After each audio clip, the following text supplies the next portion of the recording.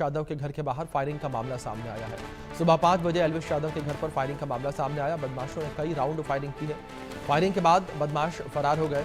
Bike पर सवार बदमाशों का सीसीटीवी फुटेज सामने आया। बाइक पर सवार बदमाशों ने एल्विश यादव के घर पर फायरिंग की है। फायरिंग का मामला सामने आया। फायरिंग करने के बाद बदमाश मौके से फरार हो गए। बाइक पर सवार बदमाशों का वीडियो जो है वो भी सामने आया। सीसीटीवी फुटेज जो है वो भी सामने आया है। तो ये बड़ी खबर है जो इस बीच सामने आ रही है। बदमाशों ने कई राउंड फायरिंग की है। फायरिंग के बाद बदमाश फरार हो गए। ये बड़ी खबर है। ये तस्वीरें आपके स्क्रीन पर कुछ आप देख सकते हैं किस तरीके से जो बुलेट मार्क्स हैं वो नजर आ रहे हैं। तो बदमाशों के द्वारा कई राउंड फायरिंग जो है वो की गई है। ये तस्वीर निकल कर सामने आई है। तस्वीरों में देख सकते हैं किस तरीके से बदमाशों के द्वारा जो है कई राउंड फायरिंग की गई है। कई राउंड फायरिंग करने का मामला ये सामने आया है। बदमाश जो है वो कैमरे में कैद हो गए। सीसीटीवी फुटेज जो है वो निकल कर सामने आया है बदमाशों का। बदमाश जो है वो तस्वीरों में कैद हो गए हैं। तो कैमरे में कैद हो गए ये बदमाश जिन्होंने एल्विश यादव के घर पर फायरिंग की है और कई राउंड फायरिंग करने का मामला जो है वो सामने आया है। तस्वीरों में देख सकते हैं कि किस तरीके से कांच जो है वो टूटे हुए हैं। कई जगह पर बुलेट मार्क्स जो है वो नजर आए हैं।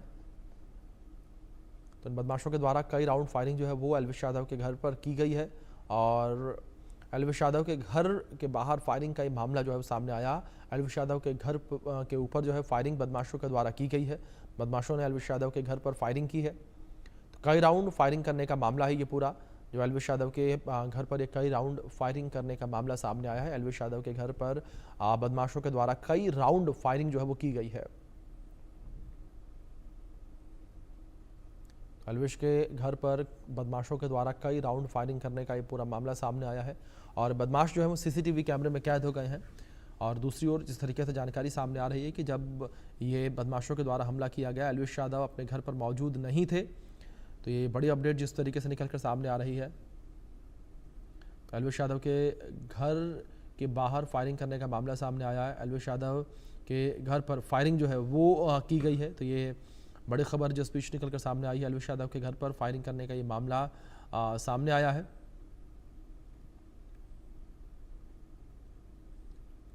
एल्विश यादव के घर पर फायरिंग करने का ये पूरा मामला है। ये बड़ी खबर है जिस बीच निकलकर सामने आ रही है और एल्विश यादव अपने घर पर उस वक्त मौजूद नहीं थे जिस वक्त ये हमला किया गया। उस वक्त एल्विश यादव अपने घर पर मौजूद नहीं थे।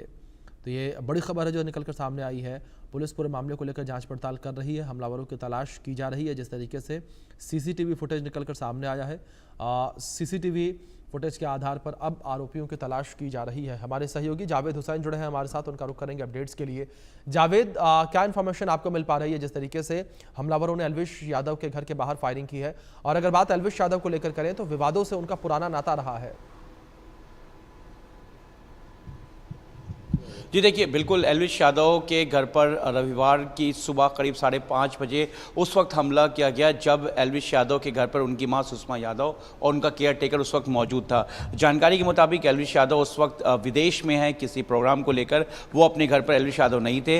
इसके बाद जो बाइक सवार बदमाश हैं वो 2 लड़कों ने जो फायरिंग की वारदात को अंजाम दिया है, जबकि तीसरा जो हमलावर था वो वहीं कुछ दूरी पर खड़ा था। जो तमाम सीसीटीवी कैमरे जो लगे हुए एल्विश यादव के घर पर या उसके घर से आगे जो जहां से गुड़गांव पुलिस ने जो है वो सीसीटीवी कैमरे को एग्जामिन किया है, उसमें साफ इस तरीके से फुटेज दिख रहा है। लेकिन सबसे बड़ी बात ये कि इस मामले में हिमांशु भाऊ और नीरज फरीदपुर ने इस पूरे हमले की जिम्मेदारी ली है और सोशल मीडिया प्लेटफॉर्म पर उसने जिम्मेदारी ली है, क्योंकि शुरुआत से ही ये बात आ रही थी कि अभी तक जिस तरीके से हमला हुआ इसके पीछे क्या कोई बड़ी गहरी साजिश है या कोई बड़ा मामला है, उसको लेकर ये माना जा रहा था कि गोली चलने की वजह यूं ही नहीं हो सकती, क्योंकि एल्विश यादव लगातार विवादों में रहे हैं। और जिस तरीके से जो सट्टा ऐप का जो प्रमोट का मामला था जिसमें केंद्रीय प्रवर्तन निदेशालय जो है वो भी इस पूरे मामले की जांच कर रही थी, ईडी की तरफ से एल्विश यादव को कई बार बुलाया गया था और वही कुछ मामला सामने निकल कर आया जिसमें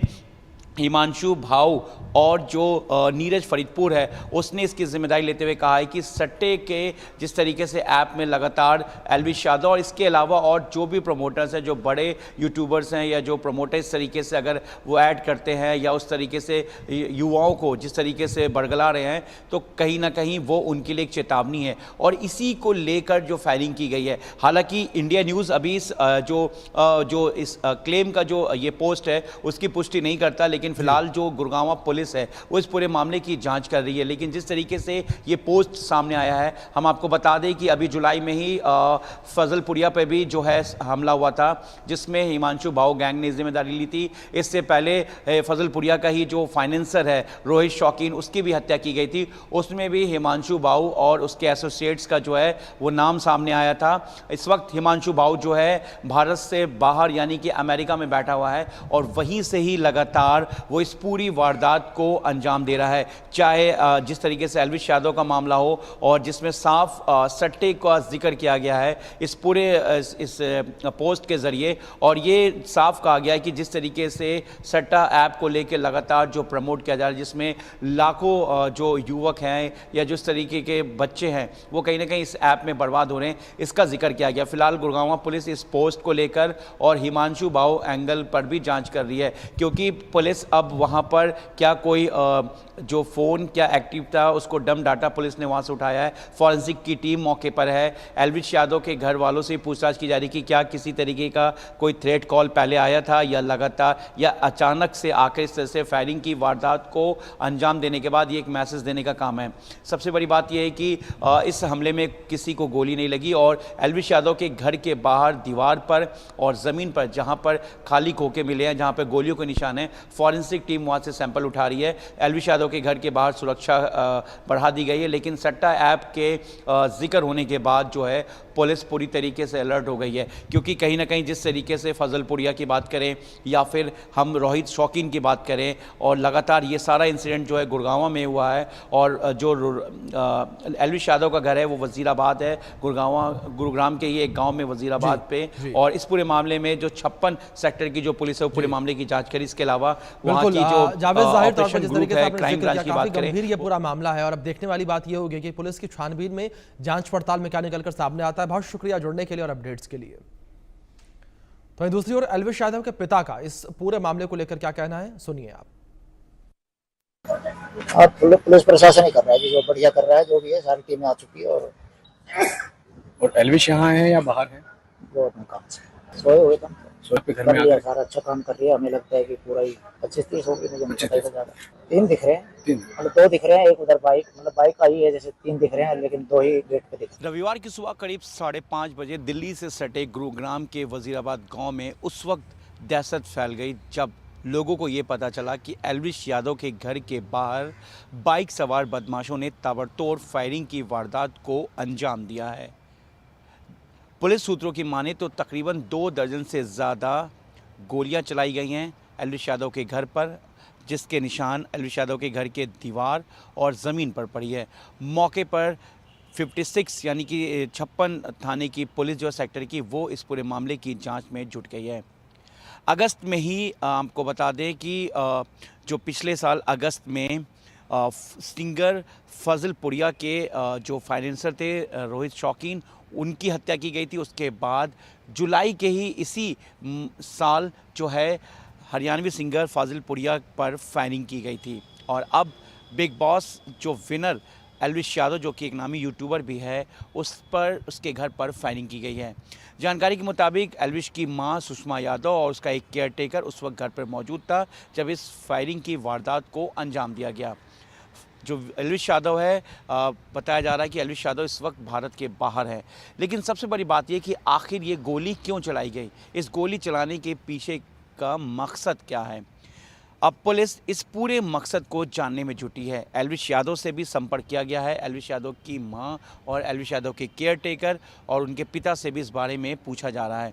लेकिन सबसे बड़ी बात यह है कि क्या गुरुग्राम के वजीराबाद इस एल्विश यादव के घर पर क्या किसी गैंगस्टर्स ने गोली चलवाई है या इसके पीछे किसी रंगदारी का मामला है, ये अभी साफ नहीं हो पाया। लेकिन जिस तरीके से तकरीबन 2 दर्जन से ज़्यादा यानी कि 24 राउंड से ज़्यादा फायरिंग की वारदात को अंजाम दिया गया, इससे साफ जाहिर होता है कि इसके पीछे की वजह कोई बेहद खासी है।